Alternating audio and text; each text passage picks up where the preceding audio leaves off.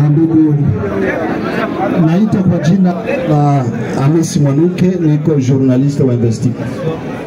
Ninakuwa na neno ndogo tu ambao nitauliza kiongozi.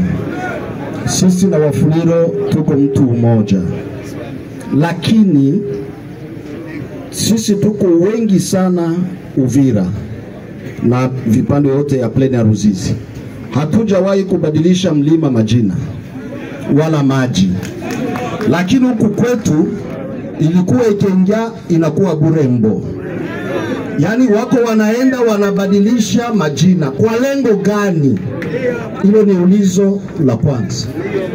Ulizo la pili, upande wa mlima huku Weka tulishakuwa na wale ambao wanajiita Wami 26 ambao walisha hata kataa kutoa ile inayoitwa Itolo Nganja vile vile upande wa Lwecha vile vile.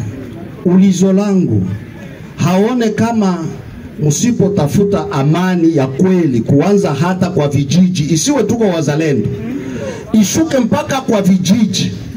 Walikuja ni wandugu zetu, tuishi na wao kwa amani, sababu katiba inasema mkongomani wote ana ruhusa ya kukaa fasi yote Kongo.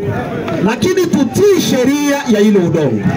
Tusibadilishe jina ya mlima, tusibadilishe jina ya mtoni, na waishi kwa amani. Hiyo ni kwa ulizo langu. Utafanya nini kwa ajili ya hiyo? Asante.